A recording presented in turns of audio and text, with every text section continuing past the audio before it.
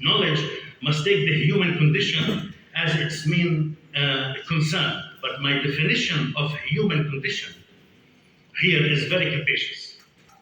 It is capacious, but also apposite, relevant, appropriate for the moment, for the place, for the context in which I'm talking. Because it draws on a definition of the human condition that is profoundly Islamic. That we are stewards and protectors of the earth and what's on it. I think most of you have some idea about what I'm talking about here. We do not have sovereignty over the earth. That is exactly what the modern subject is. The modern subject is the sovereign over the earth. But we are not sovereign over the earth. We have to redefine our position on it. To give my statement and argument a specific context, I would like to posit that our field of study has been the product of three interconnected and evolving, in fact, overlapping epistemes. Or you might call it ideological structures or hegemonies, call it what you want. But they all amount to the same thing. They are interconnected because they emerged from a common ground, one burden and overlapping with the other. The first episteme was theological and began at the very end of the first millennium and ended before the 17th century. It manifested itself most clearly in the crusading campaigns and the Catholic discourses that were generated during that phase. And that continued until the 16th century, by the way, with a little more sophistication in the debates over the fate of the Native Americans, especially in the West Indies. They work, I don't know if you read these, but they are very relevant to Islamic studies, and they should be absorbed within our fields, meaning within Islamic studies, the works of the South American philosophers such as Henri Dussel and Grossfogel and others. They are our allies, but very few people in the field of Islamic studies are reading these people. In fact, I don't know of any. The second episteme was the colonial, which starts with the transformation of the Catholic and Protestant discourses into secular vocabulary. We can see this in such, for example, this transformation is manifested in one example among hundreds. In the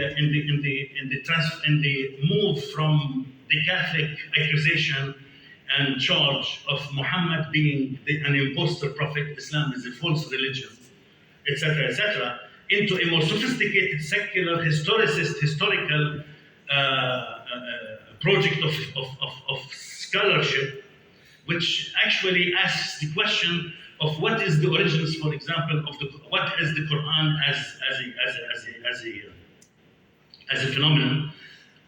Is Muhammad did Muhammad come with the true religion, with the true, or is it a contextualized, etc.? But most importantly, in Islamic law, in the Sharia studies, what we get is 100 years at least of scholarship over what they call borrowings in the first century.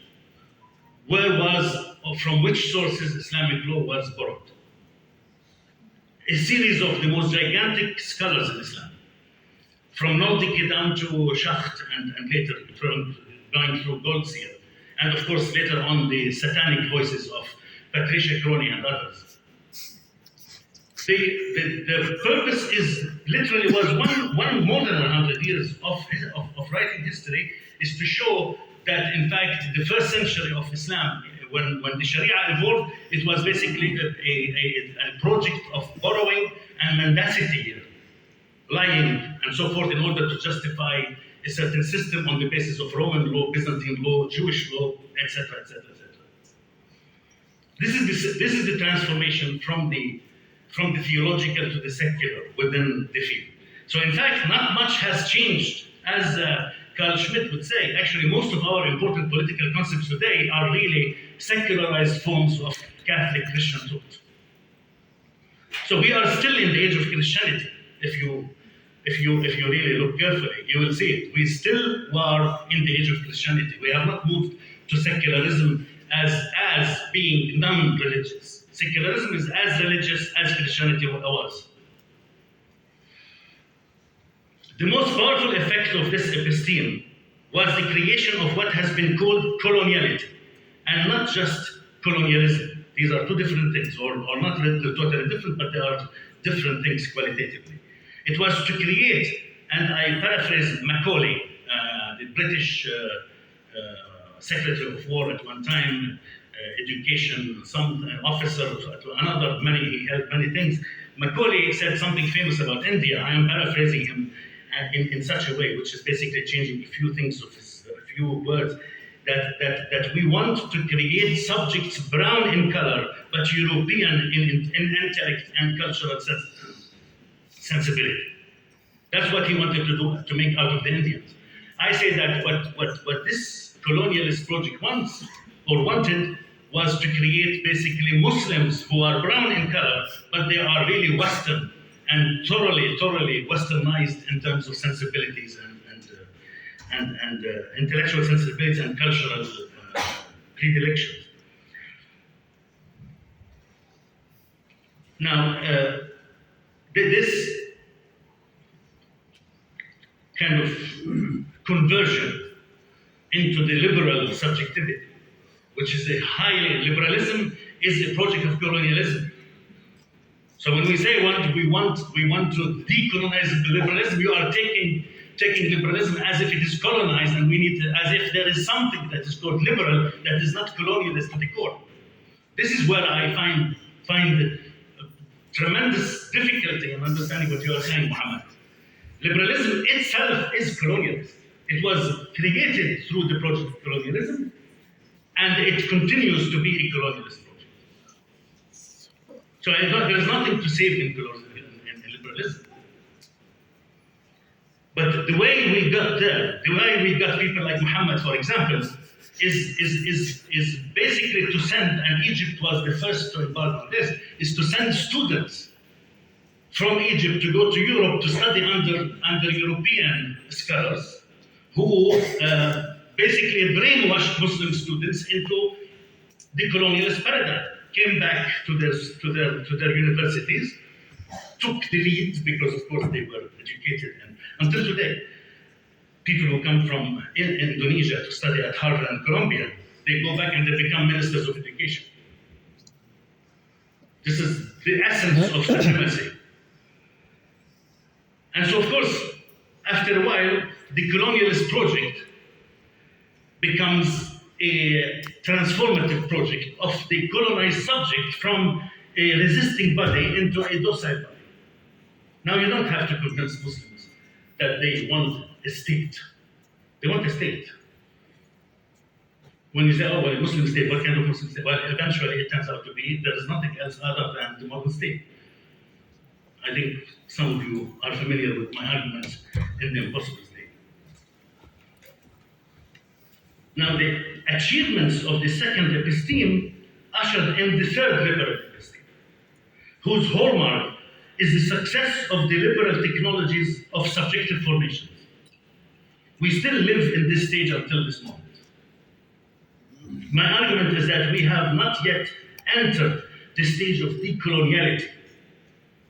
And thus I do not see at the moment any, and I'm quoting the statement of the organizers, any emancipatory promise, at least as we stand today.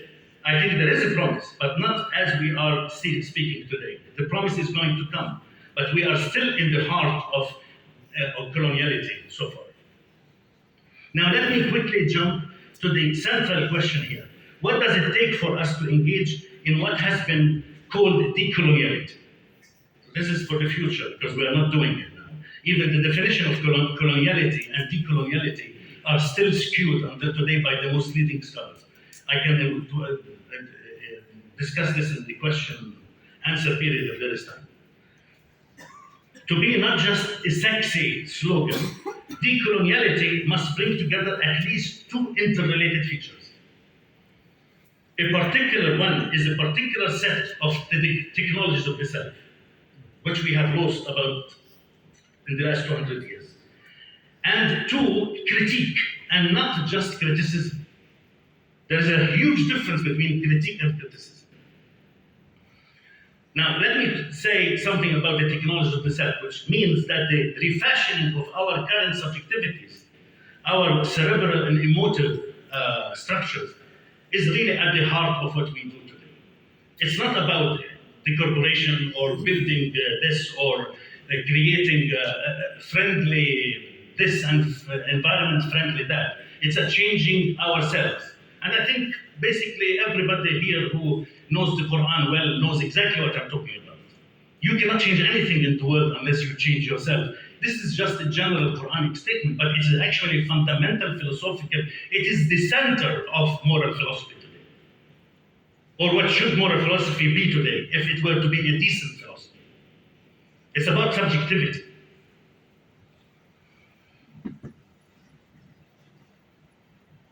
The interesting thing is that technologies of the self have characterized all civilizations in the last 4,000 years. Since the Pharaohs and the Phoenicians, before even the Greeks, technologies of the self were there. And in fact, Foucault's project, which was largely misdefined, is not really about prisons and hospitals and power and knowledge. That's not exactly the center of his project. The center of Foucault's project is literally about the question, which he told us about from the beginning of his career and at the very end of his career, is to ask the same question that Kant asked, is who are we? Meaning, what kind of humans are we today in the last 200 years? Because what he noticed is that having studied, as you know, the entirety of the corpus, Hellenic and Roman corpuses of basically techniques of the self, he called it many things. He's asking the question, why have we lost it? Why have we lost? Why don't we have it in the last 200 years since the 18th century? We have lost track of what technologies of the self are, when in fact every other civilization in the world, of course some stronger than others, some more robust than others, have followed this as an essential part of their constitution and practice of living.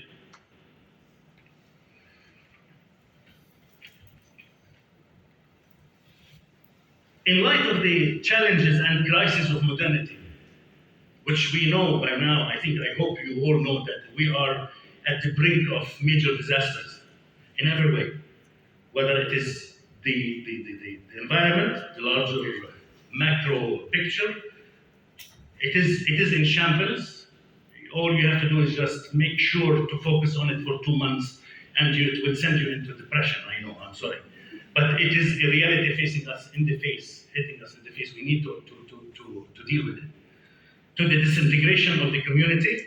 We don't even have families now in half of the world.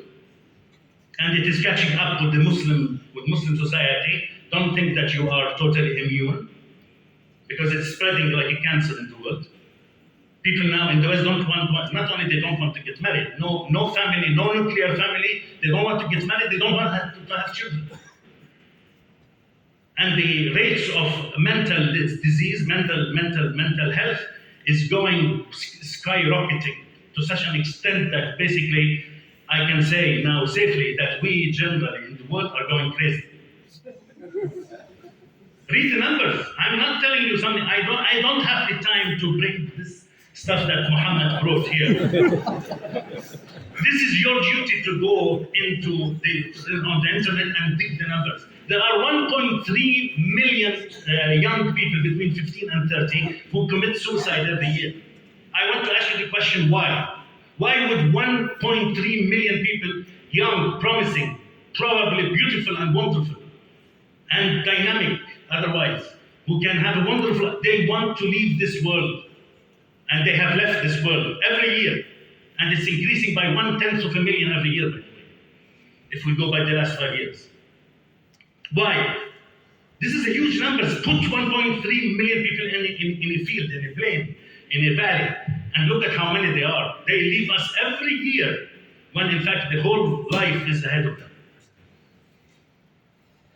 We have serious problems, and we are not entitled to lecture at anybody now. We need to learn.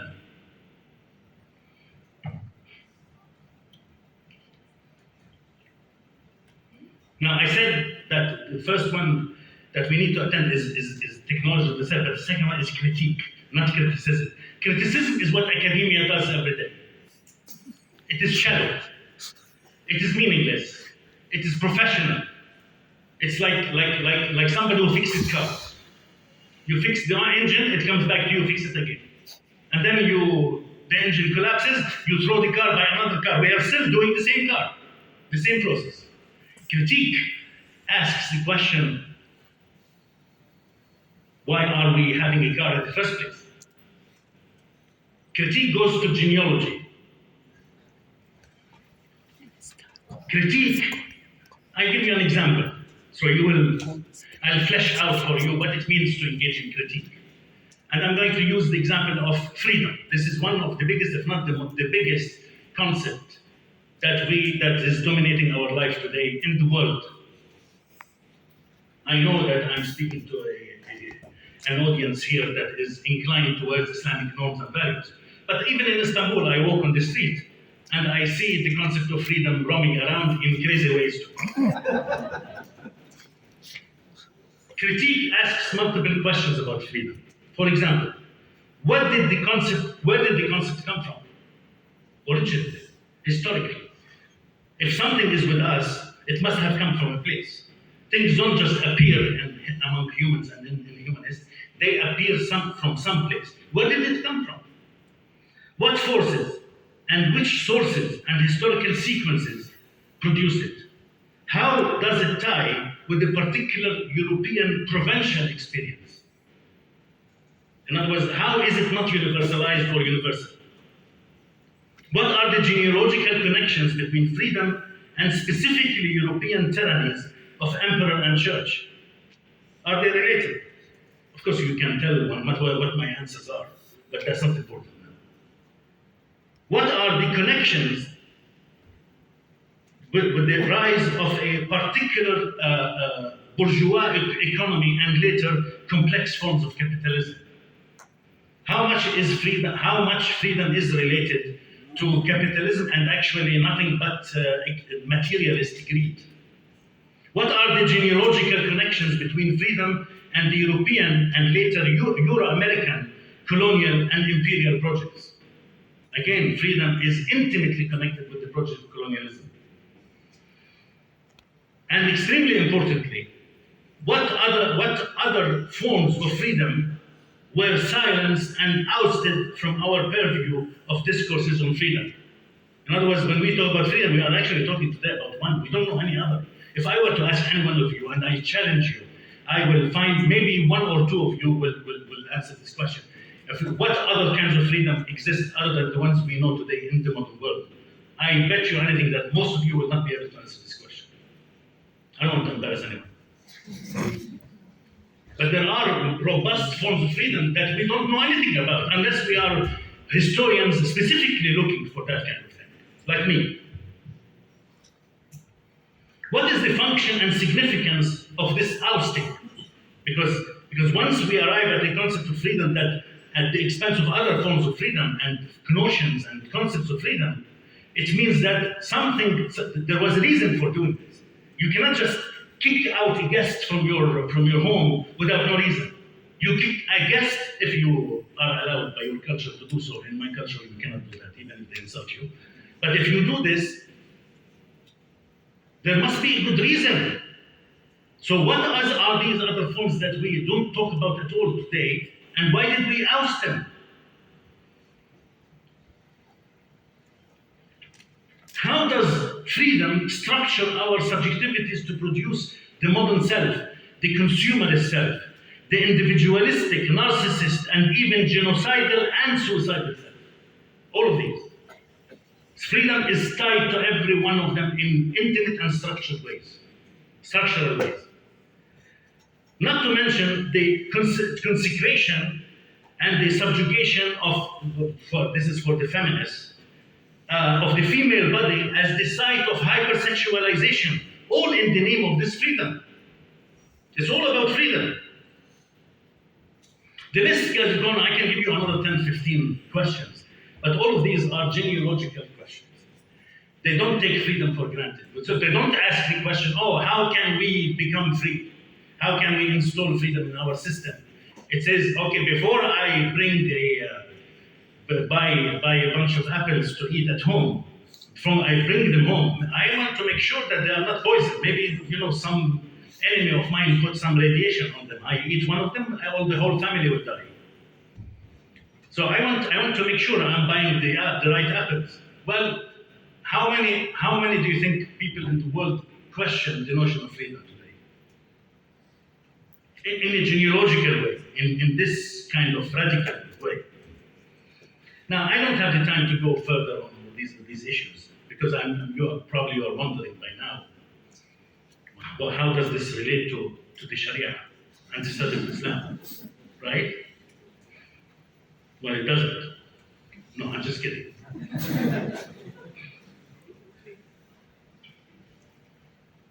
It has everything to do with what we do in the Sharia study in the field. We cannot study anything about the Sharia, about Islam generally, Sufism, anything else, literally almost anything in Islam. It cannot be studied, even Islamic science, without going through this epistemological vetting of the self. This is what we never do in the field. Our field is totally impoverished, especially in the sense of self-reflection, self-consciousness.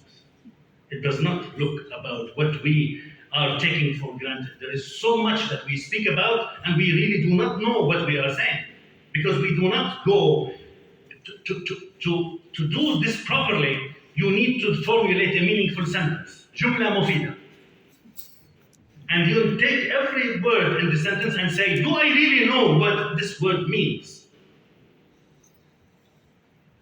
If there is freedom in the word, in the sentence, then I need to do the exercise I told you about and look at how much work this involves. I know it's very demanding, but I'm sorry, there is nothing that is important that is not difficult. Everything that is important in life takes lots of work. Now, to conclude and to make what I said above, and even if I'm going over time, I really don't care, because actually, because Sami already violated an ethic. So I have the total now jurisdiction over this whole panel.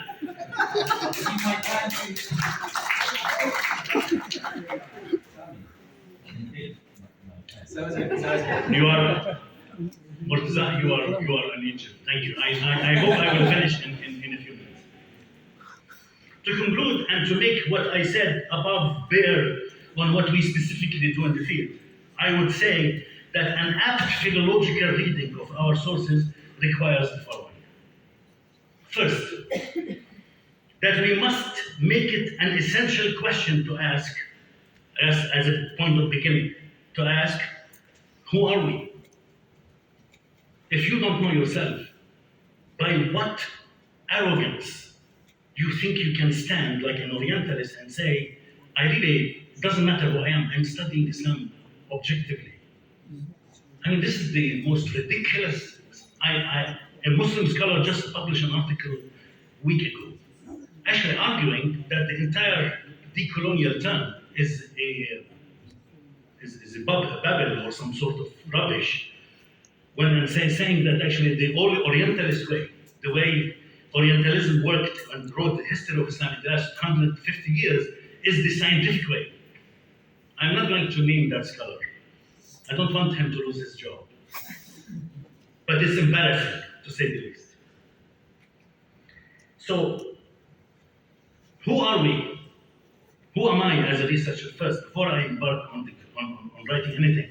Who am I to be able to stand and discuss a civilization that is way, in terms of size and magnitude and depth and accomplishments, I am a speck of dust. I need to justify this. I need to make sure that I create my own positionality and justification for even having the right to study something, anything. Because what I say may become important. And if it's important, it becomes part of the power system. And you know what power systems do.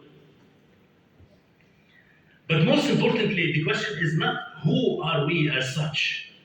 You see, there are the word who are we is not as important as and really qualitative as saying what are we. If you know my jest, if you understand my jest.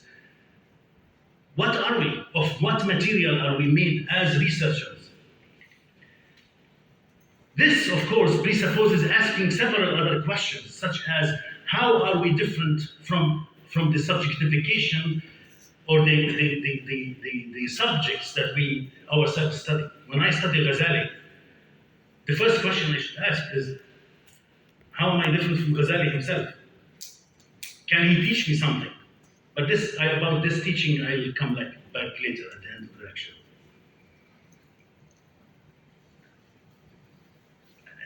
Because the most important kind of conclusion about asking this question is to really ultimately ask, what made us so different?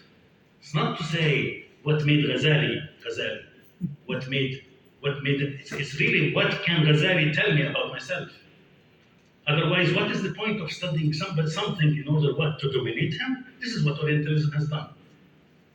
So there's a need to shift the subject and object in our way of thinking about the field. Second, why do we do what we do? Why do we study Islam in the first place? As I said in the beginning, why do we study anything? This is a question that needs to be asked by everyone in order to locate yourself in the proper context which legitimizes your project of research and scholarship. Third, why are we asking the questions or the kind of questions we ask? The very questions of scholarship we ask. What purpose these questions serve? There is no such thing as asking the question for the sake of the question itself. There's no question that exists in vacuum, ontologically. Every question, must have both a genealogy and a teleology. Every question must have its genealogy and teleology. Where did it come from and what it accomplishes, it tries to accomplish. And of both, the researcher must be very aware. Why do we ask the questions, for example, about the Hisba and the Muhtasib and their relations to the Qada, as one of the papers discusses today?